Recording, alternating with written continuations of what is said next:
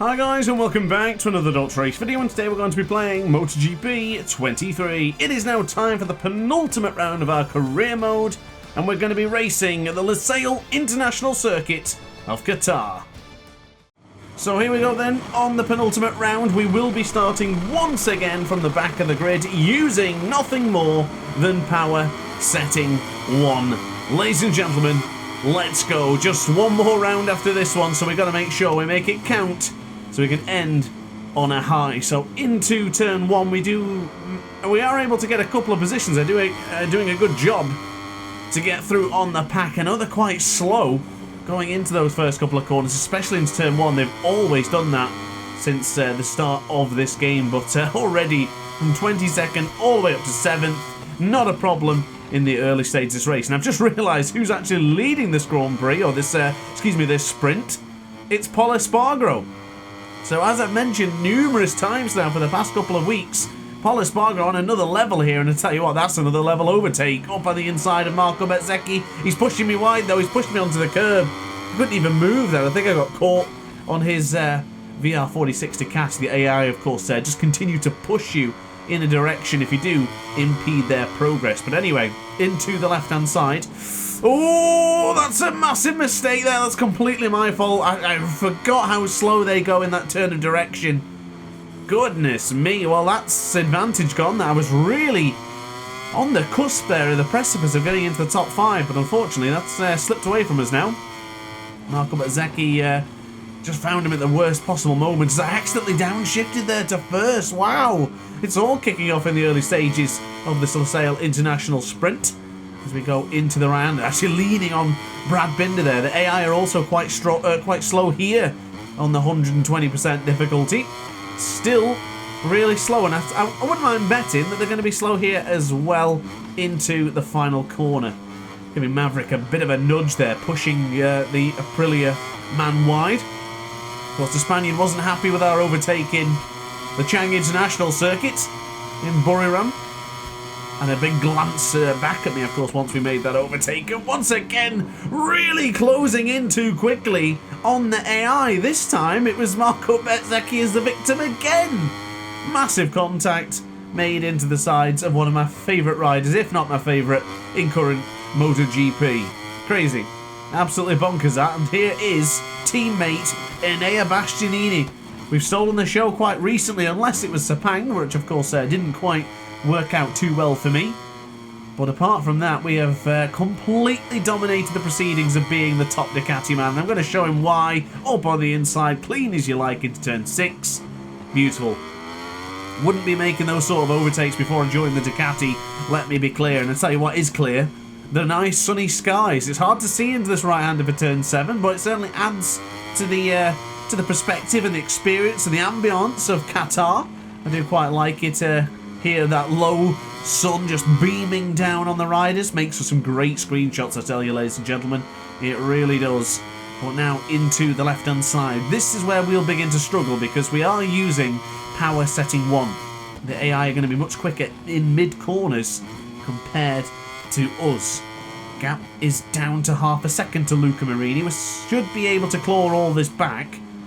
Going into the left-hander for turn 15. The AI are tremendously slow here. So here we go. Into the left-hand side. Look at that. Close all of it back up on Luca. I don't think we'll be able to go for a lunge now into the final corner, but I'll be able to set myself up now for a nice wide sweeping line to get onto his rear tyre with the slipstream. And we should, in theory, be able to blast past. Yeah, that's me, Luca. I'm coming. I'm on the charge. Now, I am beginning to wonder if I need to change the fuel to attack Pol Espargaro. He's 2 seconds clear up the road. Were we a second quicker than Pol a moment ago? I think we might have been. So I tell you what, let's stick with the lowest power option. Let's stay with fuel power setting 1. Fuel consumption mode, or conservative mode. Trying to save that fuel. Goodness me, that sun's bright. It's brilliant now. I really like that effect. Usually they always race quite late here, even in the sprint, so it probably could be doing with being a little bit dark as well. That's a late lunge up on the inside of Jack Miller. He left the door open, and we just went on through. Wow, Jack Miller really left that one open for us, didn't he? I tell you what, look at this riding style compared to the previous years though. This Ducati does everything. You don't need to just brake on a straight line, which I'm usually the best at. Not the best in the compared to the competition, but I do feel stronger braking in a straight line compared to braking on the side of the tyre. But I feel like I've really begun to learn with the Ducati now that the best way to handle it is to brake on an angle and get the rear tyre moving a little bit. It seems to work tremendously well. Similar to what Pecco Bagnaglia's real life riding style is a bit like. Braking on the corner of the tyre and on the lean angle. That's what Marco Bezzecchi's struggling with at the moment in modern day MotoGP. He, of course, not loving life on the GP23 compared to ourselves. Virtual form, he's also not enjoying the GP22, although, things considered, he is sitting pretty in 6th place. So, the gap to Pol was around 2 seconds to start lap number 3. Across the line, and it could be down to about 1.6. Brief look at the championship standings. It's still very much game on for 3rd place between Marquez, Vinales and Jack Miller, who's somehow been on the exact same points for about 4 rounds, or at least 2 sprints and 2 races for Jack Miller. He's been really struggling as of late, but there will be some vital points coming in here actually for the number 43. 6 points to his name in this sprint, as the gap has come down now to 1.3. I really like Pol, and considering this is the last season we're going to see Pol in a MotoGP game, do I really want to deny him from this victory? I don't want to, but I'm going to. Well, I mean, I do want to, but at the same time, as a fan, I would have loved to see Pol Espargaro win on board the Gas Gas, but I don't think that's going to happen anymore. Of course, he will be doing a stand-in this year at some point. He's a wildcard ride. I think it's going to be at Mugello, as a matter of fact. I know he'll be doing that, but I don't think we'll ever see him in the MotoGP games again. Unless he comes back and becomes a full-time rider, which at this stage of his career I probably doubt. We'll see what happens to Pol, but I think we're in pursuit now, and I think this is it for Pol. And I don't think it's going to take much more doing to catch up to the number 44. He's riding extremely well though, because he's still keeping ahead of me, and we've now pulled 1.4 seconds on Jack Miller. So fair play to Pol here. He's actually having a good go at this. But I do fear that on the penultimate lap, that's where we're gonna get him. Into the right-hander then. Of course, still sticking with power setting 1. Not able to really claw in as quickly as we would have wanted to if we were using a lower power option. As we get across the line, that's 151.437 for us right now. But here it is. 0.7 of a second was the advantage across the line. Where's the move going to come? It's going to take some time now to figure out where I want to go for the overtake here, because I need to understand where we're going to be much quicker and where we're not. I know they're slow going into turn 4 here for the right-hander. Yeah, they're losing. He is losing time. We've gained time. We found even more few tenths. You know what? It could be here on the left-hander. It could be a late lunge like we did to Jack. No, possibly not. Little bit of contact. Rubbing is indeed racing. Sorry, Pol. Pay attention, Pol. Bloody hell. Looked like he was going to run off the... Oh, excuse me. It looked like he was going to run off the circuit then. Oh, nice move, though, from Pol. Fighting back. Didn't want to take too much risk that time, did he? As we go into the right-hander for turn 9. More rubbing is racing. Oh, that weird animation when you make contact with the rider. Oh, he goes... A little bit of a speed burst there from Pol. He's not letting it go without a fight. Fair play, Pol. Fair play. Can't go against that. Really didn't want to pry it from his fingers there. Kicking and screaming was Pol as we take over first position. What an effort. Oh, he's coming back. Go on, Espargaro. Come on. Keep fighting. Oh, surely not now, though. Not to turn 15. They're probably going to lose around 4/10 just in this corner alone. Oh, Pol. Good effort, mate. Good effort. But I don't think you can beat the GP23. The best motorcycle in the game. And we're on the power. Oh, almost run off the circuit there ever so slightly. But it is going to be a critical 0.6 of a second advantage as we cross the line. Pol Espargaro, what an effort. But I think that's it. Just as well, actually, we got through, because that soft tyre is going to begin to start feeling a bit wacky sooner or later. As the championship standings disappears off the screen, don't forget to like and subscribe, guys and girls, if you are enjoying the video. Of course, MotoGP 24 is about a week away now, so get ready and prepared for some content from myself. So into the right-hander then. This is turn 5. We get onto the power and we'll dive into the left-hand side. I do feel really good braking on the angle there for turn 6. And that gap has reached 1.6. Ah, Paul, you were there, mate. You were right there. But I mean, finishing second place in the sprint behind a World Championship lead, well, behind the World Champion who's leading by 250 points to the nearest competitor, I think you've done a bloody good job. Fair play to virtual Paul Espargaro. Really can't fault his efforts in this one today. But I've got to say, I'm curious to see what's going to happen for the race. I know in the past we've had riders like Pecco Bagnaia and Ea Bastianini just disappear to the front and start churning out ridiculous lap times. I guess that seems to be us right now. Just realised I was actually in the 52s on that last lap. That's a shame. Of course, that was a lot. Oh, ho, ho, steady on. Running across the curb. You don't usually save them going into turn 14. Oh, we live a lucky life. Oh, man. Like Ryan Vickers at the end of the Circuit Navarro BSB race. Keeping you on your toes, ladies and gentlemen. Making sure you're still watching. Across the line any moment now. Quick move over to the team to show our celebrations. But that is a stellar victory with Paul in second and Jack Miller takes third place. Very interesting top 10 there. And Ea Bastianini down to 5th, so it's not helping him reduce the gap. Not like it would make a difference. Maverick, Jack and Marquez all fighting it out for that third place of the championship. And it has closed in a little bit. Very curious to see who's going to finish on the top of that one. Probably end up giving it to Marquez with the extra advantage. But anyway, let's crack on with the race. So then, the night sky is here for the penultimate round of our MotoGP career mode. Wait for the red lights to disappear, and away we go. 11 laps of the circuit of Losail International, and here we go onto the brakes. There's Augusto Fernandez. His teammate is loving life at the front. He needs to still acquire a point. He hasn't acquired a point over 19 sprint races and 18 races. Can the 19th race be the one for Augusto to finally acquire a point? It's all got a bit of impact there from Brad Binder. Oh, again into Marquez. Wow, he was really slow on the acceleration there out of turn 4. Into turn 4, should I say.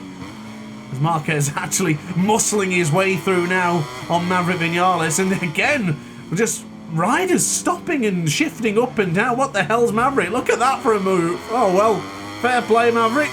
It was fair play Paul earlier, now it's fair play Maverick. Nicely done to Vinales. And now we are 10 laps away from another victory, as providing we make all the necessary moves to get to the front. It's been a much better start compared to what we did in the sprint a moment ago. Now, I did take a gamble in this one with the soft rear tyre. I wanted to make things interesting in the latter stages. So I'm really curious to see how that's going to materialise here today. Could be a bit of a gamble, but I think it'll be all right in the end of it. We're only using power setting 1, and I'm relatively calm with the acceleration, so we'll see how it transpires. But for now, we've got every chance in the world to catch up to Miller before the end of, well, on lap 2, I would say. I don't know whereabouts, but I'm guessing we're going to catch him certainly on lap 2. Out of the final corner, we have now risen from 22nd to 3rd in less than a lap. We might even get past Paul Espargaro here. On the straight. On the brakes. Yes. Oh, wow. Already through on the brakes. He braked way earlier than I did. Does he have the inside line? Will Espargaro poke his nose back on through? No, he will not. That may be the last we have seen of the Tech 3 Gas in today's Qatar race. Into the right-hander. A little wheelie there going into the change direction. Makes for an excellent screenshot, that I tell you. Now into the right-hander for turn 4. Yeah, this is it. We're closing it already.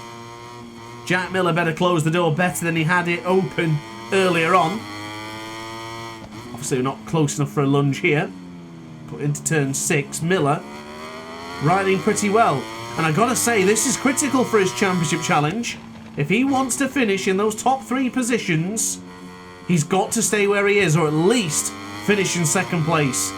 Marquez and Vinales sort of infighting there for 6th and 7th. So I doubt that they're going to really make an impact on the rest of the championship. Oh, look at that. That's a late move. Using Miller to pull me into the corner a little bit. Turn 10 beckoned an overtake, but we weren't able to get through just yet. How about turn 12? Can be done in real life, but it never goes too well in the computer game. AI runs a little bit deep there, so it's harder than to get the turn back without them just cutting back at you really aggressively. Oh, look how tight we are to him now. Oh, this is it. Turn 15 round the outside. Why not let it fly? Almost. It's not stuck. But the superior power of the Ducati does force its way back on through. But Jack Miller, wow, nicely done going for that tight apex for turn 16. Nice move, but he's compromised his exit speed. Therefore, result, I tell you what, we're actually neck and neck here. Since I'm using power setting 1, I couldn't actually blow past him. Wow, 150.7 for us. Significantly faster than any lap we did in the sprint. So I think that's it. Fair play, go on Miller. Into the left-hander then. Does Jackass go around the outside? I'll tell you what, if he goes for the outside, I'll let him. No, he's not. He bottled it. It would have been a tough position that to go in. His former teammate, of course. It's not so easy just to send it up on the inside in the exchange for turn 2 to turn 3. Would have been very impressive if he did. Probably would have looked like what Luca Marini did to me in Sepang, actually. I don't think it would have been too clean if the AI were to pull off that manoeuvre. Well, it could have been smoother, but it was no longer a manoeuvre. How about that? Rhyming accidentally. So out to turn 7 then. It's a 7/10 of a second advantage. Surely that's not it already from the AI. What happened to that 1 or 2 that usually blast off in the past? Into the distance? Yeah, that's what happened in the past, and what's happening in the future? I guess it's us. We're that person now, aren't we? In the present day, it's us. We're the one who blasts past everyone and wins by a country mile. Brilliant. 261 points clear from the beast. Will he get on the podium? Will he deny Paul? Could be an excellent weekend for Paul. I don't know how many points he's had this season, but I wouldn't mind betting that he's going to be close or possibly have more points than Brad Binder. I mean, we haven't seen Brad Binder in the top 10 in ages, and just as I say that, he's actually there in 8th. But we haven't seen Brad Binder before this one, fighting for worthwhile positions again. It's been probably since my first season on the Gas. Of course, the second season he didn't race at all since I replaced him. But we haven't seen anything of Brad Binder this year. He might not even have 100 points this year. I'd have to check, but I don't think he has. I think he has really struggled this season. I don't think he's going to struggle in real life. Brad Binder's absolutely impeccable in real life, of course. So that previous lap time did drop us back into the 151s, but I still think that's quicker than the lap time we produced in the sprint. So this does not bode well for their artificial intelligence. 120% or not, I don't think they've got what it takes. What a way to bow out to MotoGP if we can win here in Qatar and then top it off with a double in Valencia for the very final round. I can't believe that. The last career mode race in MotoGP 23. Wow. The time has flown by. It really has. I can't believe it. I'm actually a little bit shocked now. 200 plus videos I must have made in MotoGP 23. And then we'll of course be getting MotoGP 24 on the 2nd of May 2024. Just about a week away from now. Exciting times, ladies and gentlemen, and I sincerely hope I get a copy of the game soon. Would really like to get early access so I can get my videos done before the launch day. I've been very fortunate to have that in the past, and I would very much like to have it again. Helps a lot, honestly, because of course if I buy the game on the day, install it, try and get a video out for that same day with MotoGP 24, it's damn near impossible.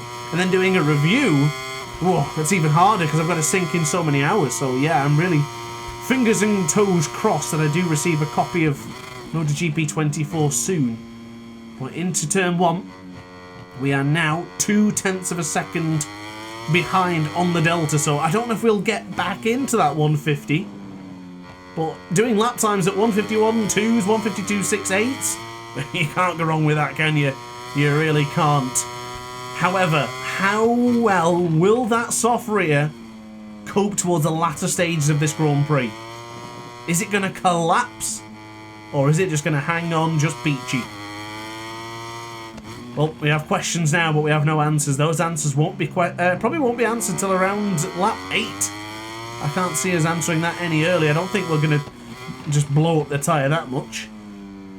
We're out of turn 7 as we see the floodlights in the I'm going to say in the sky. Then that'd be rather impressive, wouldn't it? But just illuminating the circuit really does make for some incredible footage and camera angles in this game.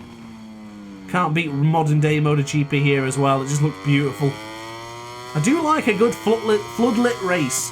Maybe I'd like to see some more in MotoGP in the future. I think this could be some decent tracks to do it at. Don't know which one's top of my head, but I'd really like to see that. It's got a final sort of standing feel to it, this Qatar, although I like it being the opening round starter as well. Of course, this year with MotoGP 23, we had Podium out. And then, of course, everything will be changed and different for MotoGP 24. Look at that gap. 4 seconds clear from Miller. We're absolutely killing it here today. This is not going to be such a great lap time, but does it really matter? It's going to be in the 151s. It's going to be a comfortable lap. And we're still leading by a country mile. It looks to be that Miller and Espargaro will definitely feature on the podium. Looks like the gap to Bastianini is, I don't know how much that would be, probably a second.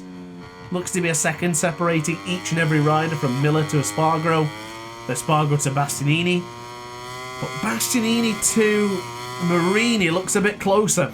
That looks a little bit closer than that, so we'll keep an eye on our standings on the left-hand side of the screen. And then we can see what is happening in all the action behind us. Oh, look at that braking into turn 6. I'm really getting the hang of that corner now. Really love the way this Ducati feels. Of course, I have signed with Yamaha for the next season. Of course, I don't think there will be a next season unless MotoGP 24 is absolutely terrible.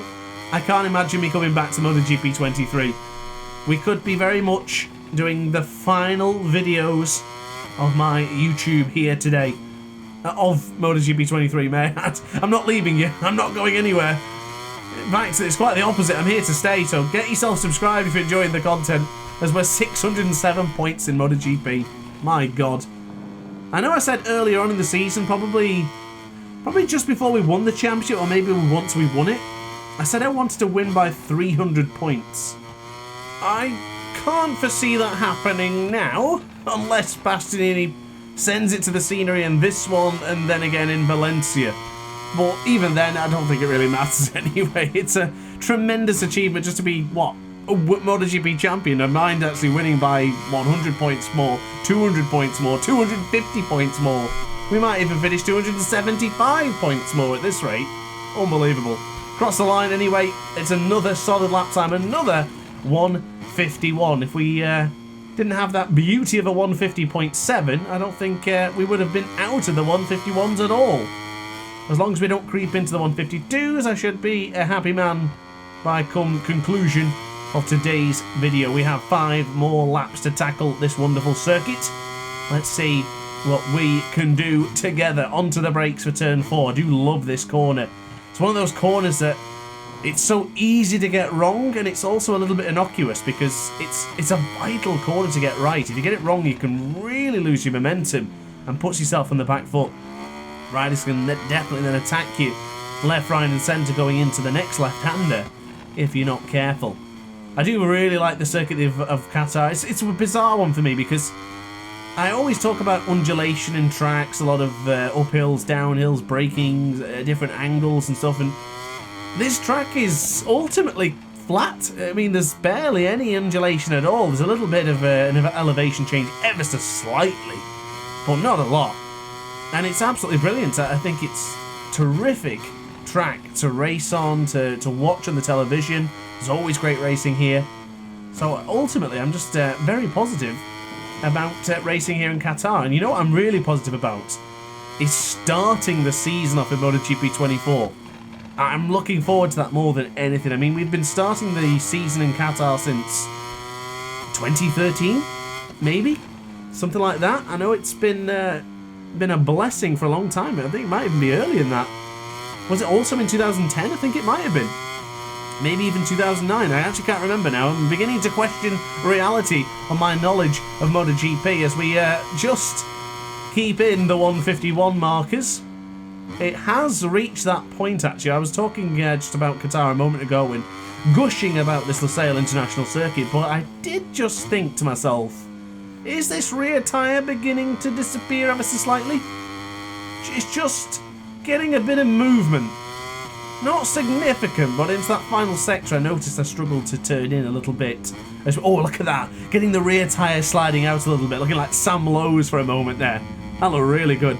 It felt really good as well. It felt extremely satisfying. I'm going to try and do it again here, actually, for the left-hand side. A little bit. I tried. I tried. I gave it a bit more power, but it didn't actually didn't materialise the way I wanted it. Still very much on a good lap time here. I'm really enjoying my time here in Qatar. I was thinking, you know what? Maybe in the future we're going to do a 100% race here. Just see what happens against the AI. I think this is a good track for a challenge as well. Of course, the challenge videos have been really good so far, although my ride-through penalty video didn't do very well. Apparently a lot of you guys didn't end up watching that video, which is no fault of yours. If you didn't want to watch it, you don't have to, but I was really disappointed because I class that as probably one of my best videos I've made this year. It's probably one of the best videos I've ever made. It was an absolutely fantastic battle to try and win from starting the back of the grid, take the ride-through penalty, and then fight all the way back through to catch up to the riders. It was terrific. It was one of the most enjoyable races I've had in quite a while. So if you didn't see it, or if you didn't notice the pop-up or notification, then I highly recommend you check it out if you're looking for more Dr. Ace content, because I can assure you that was a cracking video. I really enjoyed it, and I imagine you'll very much enjoy it too. But that is enough promotion, because we've just set another 151 lap time. Call me 151 because it's in there again. Look at that consistency. I like it. I very much like seeing the same lap times over and over by a deviation of a couple of tenths. I know I was saying that obviously I don't use any setups, I don't change anything to do with the bike in-game. Maybe now I am getting to that point where maybe a setup could help. Because I'm doing consistent lap times quite a lot. I always was against the idea of using a setup because the lap times were never that consistent. So it doesn't matter if you use a new setup or not. If your lap times are inconsistent, that means you aren't ready to be better at the game. Once you start maxing out your potential and you feel like you can't really go much quicker, then possibly I would say start to look at setups. And maybe for MotoGP 24, I might be ready to start looking at setups. I'm quite decent at the game, I can get by, so maybe it's about time to start looking into trying to enhance one's skills. But at the same time, I don't want to go too good, because look what's happened on this Ducati. Getting better at the game and with the best motorcycle in the world, we have dominated the championship and quite honestly kind of ruined the excitement for the career mode. So if anything, at best it's going to be better if I stay slow. Hopefully in MotoGP 24 there will be a little bit of a learning curve, hopefully not too much. And hopefully I'll be able to just jump on, start chucking in some fantastic races where I have to really push hard to get a good result. But into turn 16, we are just treading water here for a possible 152. But I think we're all right. I think I've managed to plug the hole. Yeah, all right. Yeah, okay. I was comparing the wrong time, actually. I was comparing it to the 151 earlier on that we set, but I realised we did a 150.7, so yeah, comfortably still in the 151. In fact, it was another 151.5, and even though I said the tyre was beginning to feel a bit looser, it looks to be pretty good. I mean, the lap times don't tell the story. And I tell you what does tell a story is Pol Espargaro still holding on to third place. Miller's left him for dirt, and I think Pol has left Bastianini for dirt. So together we're looking at an incredible podium here. Myself at the top of the pile, as usual it has been this season. Miller in second, an incredible, brilliant performance from Paul Espargaro. Now, that'd be really interesting to see what would happen in MotoGP 24, because would that mean that the man on the Tech 3 gas, would he get the seat of Brad Binder? Would Binder be replaced? Well, the opportunities and avenues that MotoGP 24 opens now with career mode is going to be extremely amazing. I cannot wait for that. I know we have some great seasons in MotoGP 23. I did stop playing the Moto 3 career mode, Moto 2 for a while when Ride 5 came out. But since there won't be another Ride game coming out, I think, as long as you guys are okay with it, I think it's going to be absolute full send, full system go on MotoGP 24 career mode. I want to get a good chunk of career mode videos done pronto. And if I can get to that stage where the riders are swapping teams, we swap manufacturers as well in MotoGP, a fight for the World Championship, I'm really excited. That's going to be awesome. We'll see what happens when we get there. But across the line, it's yet again another 151.502. We've definitely managed to do a good job in this one. Well, I think that's it now, because we can't even see what lap time is at the end of this one. So as far as I'm concerned, job well done. 10 laps, all brilliant. Excluding lap 1, because of course you got a standing start, so the lap time is usually significantly worse than the rest. But I'm really happy with the performance here today. Really happy with the lap times, and overall, sad and happy. Sad in the fact that I have absolutely adored MotoGP 23, and it is coming to its conclusion now, and it's beginning to hit home that this is it. But when we move across to MotoGP 24, all this practice, all the hours spent on MotoGP 23 making content, developing our community, it's going to feel well worth it, boys and girls. It really is. Into the right-hander then for turn 9. Right-hander the tyre is beginning to really worsen now, actually. I could feel it significantly.